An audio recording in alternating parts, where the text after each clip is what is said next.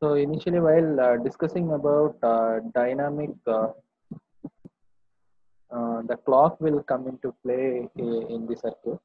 So the small difference between your pseudo NMOS and dynamic is, so in pseudo NMOS, what we have done is we have selected this PMOS as a weak PMOS in order to make the rising edge very high impedance value when NMOS is on.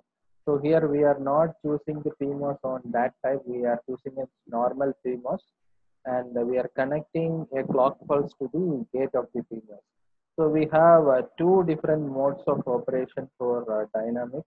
So one is pre-charge mode and evaluation mode with respect to clock. Pre-charge mode is when clock equal to 0, evaluation mode when clock equal to 1. So as per the, so if you see the working of normal dynamic CMOS, so when in evaluation, so initially when in pre-charge mode, that is when clock equal to 0, your PMOS will on, so it will provide a low resistance path between output as well as VDD, so we will be getting logic 1 at the output.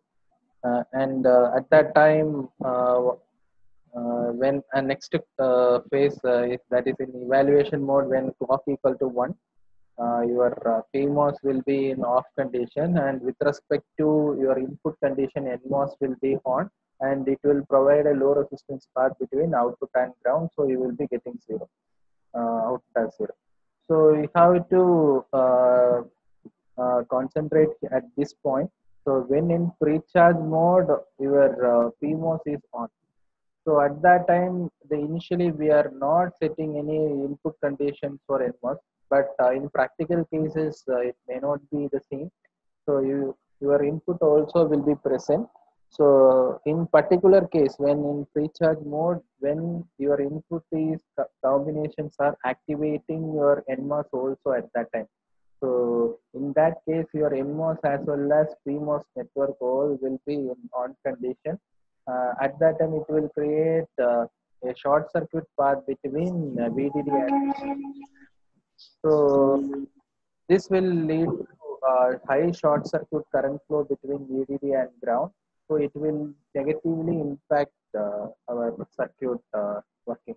So this short circuit current may not be available in pseudo NMOS, because at that in pseudo NMOS, this PMOS is a weak PMOS and it will provide high resistance path. So you will be having only the connection between output and ground. So there won't be any direct path between VDD and ground. But in dynamic circuit, this is not the case. It is a normal strength PMOS like your NMOS. So it will provide also a low resistance path when it is on. So you will be having a direct path between VDD and ground when based on the input condition when NMOS is on at pre-charge mode. Uh, so in order to avoid such a situation and to protect your normal logic, we are connecting a footed transistor below the normal NMOS network, and gate of that footed transistor also provided with the same clock. So when actually my problem arises due to the short circuit current is in pre-charge mode, right? So that will be get eliminated by using footed transistor. So when in pre-charge mode, phi equal to 0, uh, so 0 is applied to gate of PMOS, so your PMOS will be on. At that time, the same 0 is applied here. So at that time, NMOS will be in off condition. So whatever may be the input condition, if your NMOS circuit is on, at that time your footer transistor is off in pre-charge mode. So you can able to avoid uh, short circuit path between VDD and ground. In the second case, in evaluation mode, phi equal to 1. So your PMOS will be in off condition. At that time, footer transistor will on. So based on the input condition, you will be having a low resistance path between output and ground. So the normal working of NMOS network also is unaffected due to this footer transistor. So this is the concept behind the dynamic as well as footer dynamic CMOS.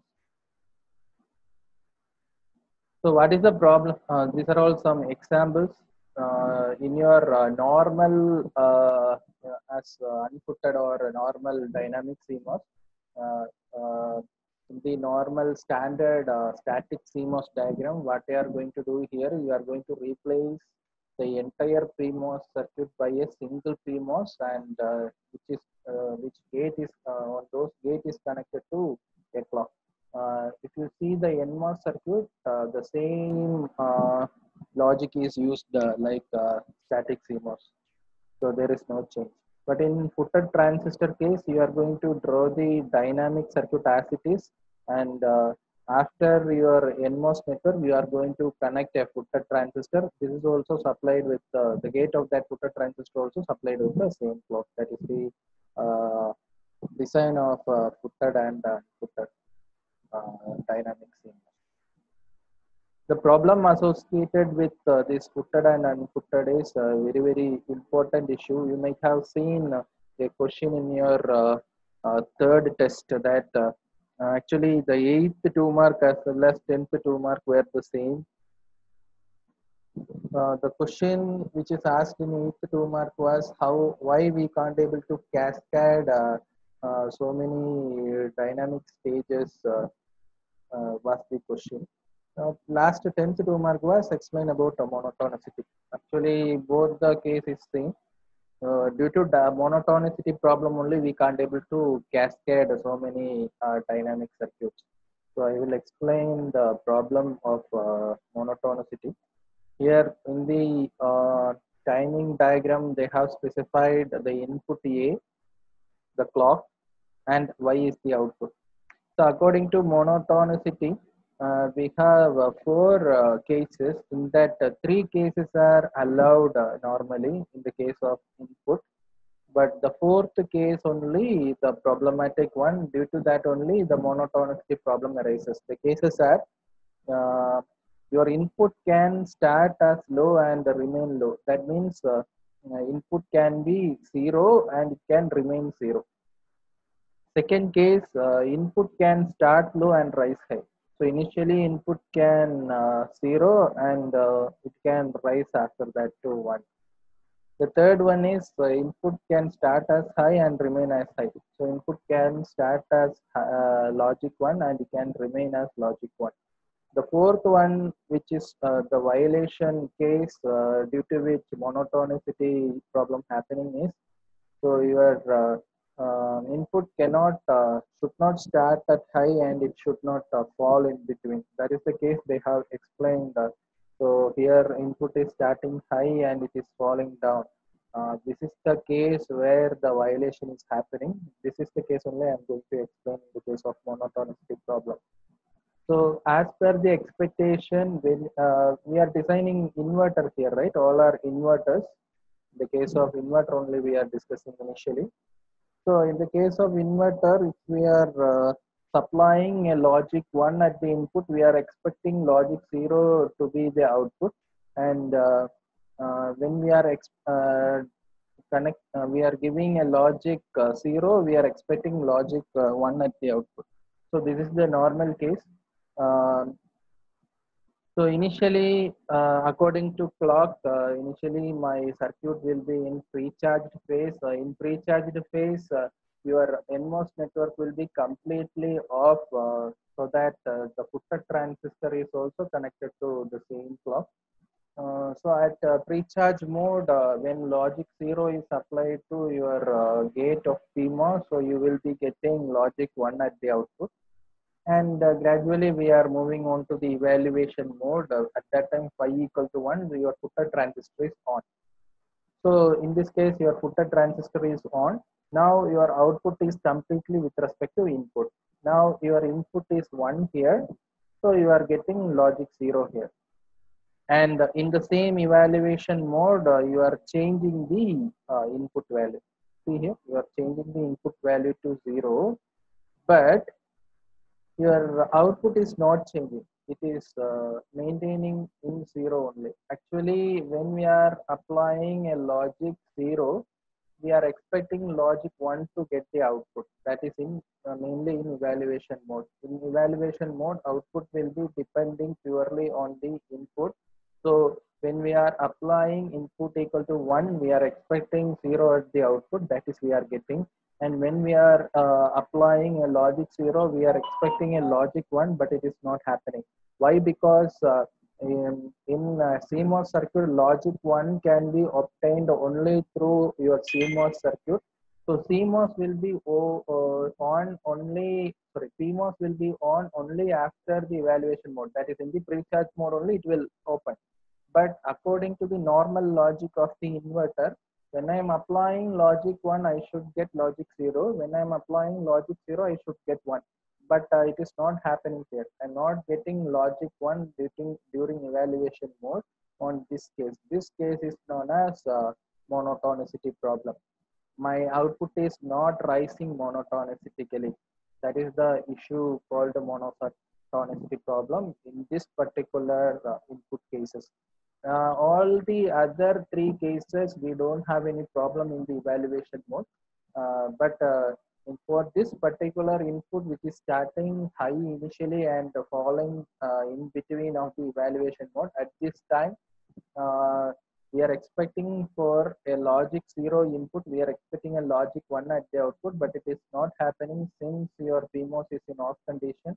Your NMOS can't able to provide this logic 1. So your output is maintaining in logic 0, irrespective of the expectation. This is the problem called monotonicity problem. So in order to overcome this monotonicity problem, what we are going to do is, in the evaluation phase, as your input output is 0, your drain will be connected to an extra inverter to invert this 0 to 1. So in between every output stages, we will be connecting one inverter. For that design only, we are moving on to domino logic. If you see in domino logic only, we are overcoming the monotonicity problem by connecting an extra inverter in between each and every stage. So when a monotonicity problem arises, so what your inverter is doing is, at this time, this logic 0 will be converted as logic 1. So that's how we are avoiding the monotonicity problem in domino logic. Actually, monotonicity problem is present in footed dynamic logic. That's why if a monotonicity issue is available, Sir, yes, yes. sir, my questions. Tell me, Ritika. Sir, can you hear me? I can hear you. Tell me. Sir, my question is this monotonicity problem common for all dynamic circuits or is it It only is for no. fluid dynamics, sir? It is common for all the footed dynamic problem. Actually, dynamic circuit is a what is it is a failure model, dynamic one. Here, we will be having a short circuit Okay, sir. connection. We are So not for using. all dynamics, it's common. We are going for footed dynamic, right? That is the initial design. In all the footed dynamic Yes, circuit, sir. we will be having this monotonicity problem. So whatever may be the logic, I am explaining it with the inverter, right? It is not only in inverter. Oh, If you consider any network at that time, if this input case, initially it is high and it is getting low in the evaluation mode. So wherever this type of cases is coming at evaluation mode, you won't be having the effect of this particular input here, because you logic one, okay, sir. wherever we are expecting, that can be obtained only through PMOS. That cannot be getting through NMOS, right? So wherever we Yes, have sir. this particular case, you will be having monotonicity issue. So at that time, in order to overcome, we have to use an inverter at the output. Okay, So sir. that's why Thank you, sir. the domino technology is arising. In the domino, each and so the question what I have said already, right? So that's why we can't able to cascade several uh, Dynamic dynamic circuits. circuits. So if you are cascading several dynamic circuit, what will be happening is this monotonicity can be carried Monotonicity problem. forward. So if according to this case, I am getting a wrong output here as per the expected one. This wrong signal will be carried forward to the next stage. Again, my uh, next stage Output gets low. also get affected due to that. So that's why we are moving on to domino logic. So when we want to cascade similar logic, we have to do only with the domino logic because of monotonicity problem. That is the logic behind domino also. So if you see the next circuit, the dual rail domino. So wherever we have a domino concept, we will be having an inverter at the output. So in order to overcome that monotonicity problem. So in Okay, sir. dual rail domino, the structure is similar to our CVSL logic, but in CVSL logic we had a cross-coupled PMOS. Here we don't have any cross-coupled PMOS, so we are going to connect clock to that gates of both the PMOSes, and we have a footed transistor also. So as we have discussed in CVSL logic, the F and F bar case is similar to that. So F is your normal NMOS logic, and F bar is the ulta one. So if you are connecting series transistor here, means you have to connect here parallelly. If parallel combination here, means you have to do it in series.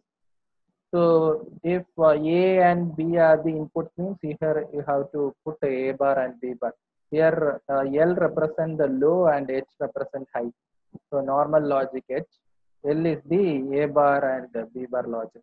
So the difference main difference between CVSL and dual rail domino is as we are connecting an inverter at the output, on the right side we are getting the inverted logic. Actually, um, normal CMOS output will be A dot B whole bar. This is the normal output what we are getting, right? So if you see the CVSL logic, this output you are getting at the right side because you don't have any inverter there. So as inverter is connected, the output getting ulta here and there. So here, from here, you will be getting A dot B. For in this example, here, right side you are getting A dot B, and in the left side you are getting A dot B bar. So if you see in the CVSL logic, you don't have this inverter. So normally you will get A dot B whole bar this side and A dot B this side. So that is the main difference between dual rail domino and CVSL. Dual rail domino is otherwise known as DCVSL logic. So dynamic cascade voltage switch logic also. This is about dual rail domino.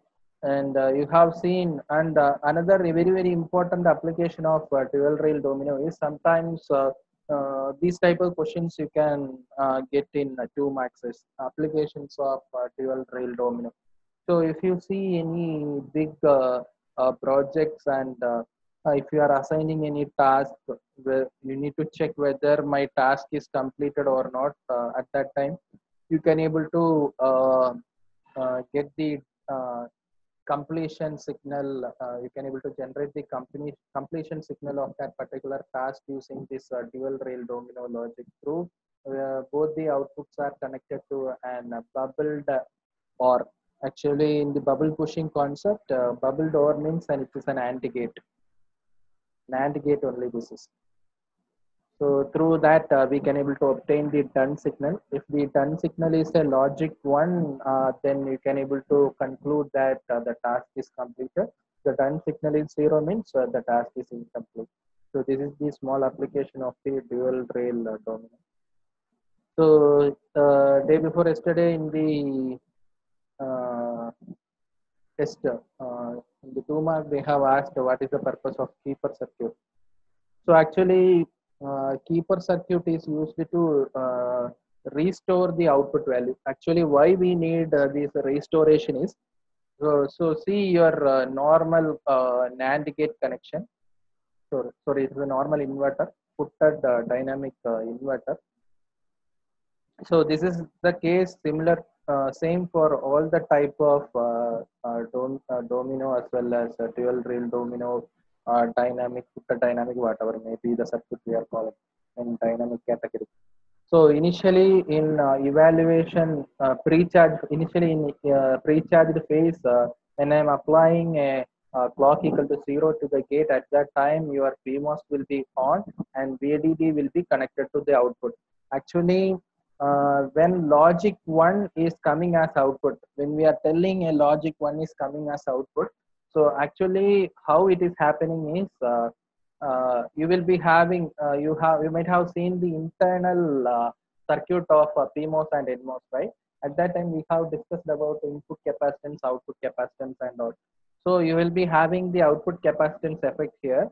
So when VDD is connected to this output capacitance, so capacitance will get charged and you will be having the maximum voltage across that capacitor. That's why we are telling that you have logic 1 at the output. So when NMOS is on, so this capacitance will be connected to ground. So already charged value will be discharged through this ground and you will be having zero potential across that capacitor. That's why we are telling we have logic 0 at the output. This is the normal working of each and every circuit.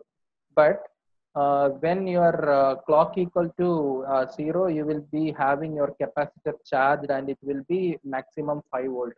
But if you are maintaining our circuit in pre-charge mode alone, without changing to evaluation mode, if you are maintaining our circuit in pre-charge mode, uh, due to the internal losses associated with the capacitor, so capacitor will start discharging the voltages.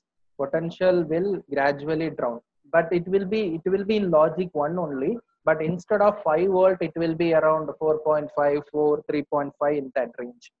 But it won't come down to 0 as it is connected to VDD. So it will be gradually discharging, but it will, instead of having a strong one, it will be having a weaker one.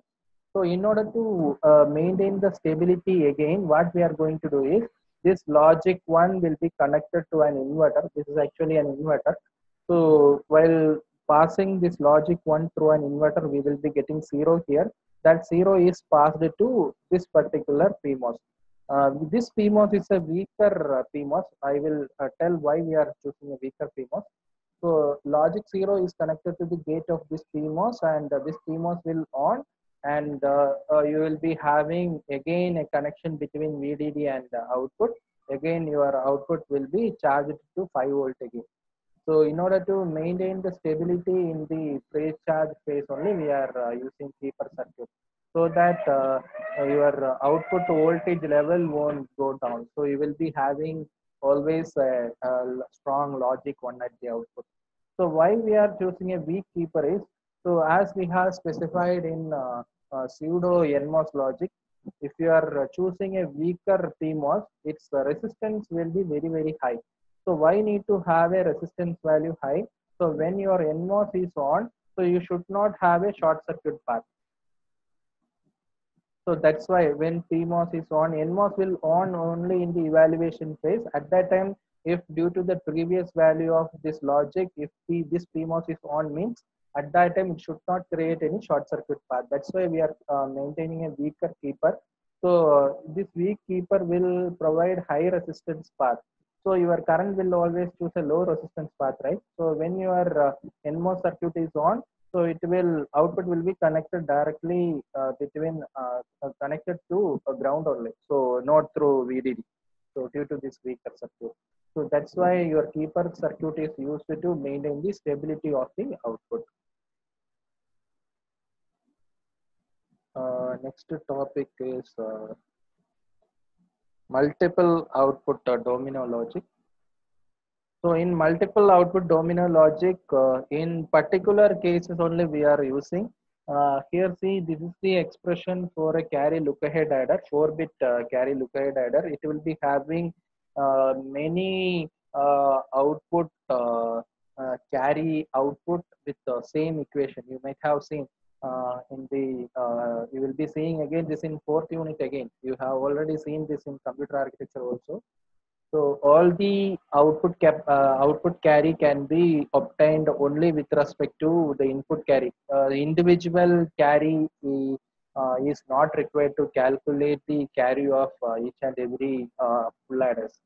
So at that game, For implementing the C4 equation, you can able to obtain C1, C2, C3, and C4 from the same expression. Like these type of expressions can be designed using model logic. So you will be having only a single structure to get the C1, C2, C3, and C4. This, again, here we are using footed dynamic structure. So this is the normal implementation. So you might have seen the same logic while implementing the mirror adder, right? The same logic only they have applied. So the mirrors in the mirror circuit, what they have done is they have replaced the entire PMOS circuit by a single PMOS for each and every uh, carry logic. So this is the application of model logic. So NP domino or zipper domino is, so in between each and every circuit, alternate N logic and P network will come. That's why the name is NP logic. In NP domino, the first network is a footed dynamic N logic. Here it is a footed dynamic P logic. So what they have doing is initially they are designing with N logic in the first stage and taking the output between the combination of N and P. So here they have taken the output at this point. The second stage is they have designed using P logic, just ulta of whatever you are applying, that opposite input conditions you have applied here. So here your output has to be taken between the combination of N and P, right? Here the entire combination of P here. So only one footed NMOS network. So output is taken at this point. So likewise, depending on the number of input, the stages can be extended. So this is the case of NP domino logic. And in the second unit also, we have pass transistor and transmission gate design. But already we have seen this concept very detailed in first units itself. But in pass transistor circuit, you have a lot of technologies. According to your syllabus, you have to see these two things: DCV-SPG and DPL. DCV-SPG is dynamic cascode voltage switch logic with pass transistor gate. So that is the expansion of this. The dynamic cascode voltage switch logic with the pass transistor gate. So this is uh, dual pass transistor logic. D is dual pass transistor logic. So the design here is this one is with respect to pass transistor completely. Here it is with respect to transmission gate completely.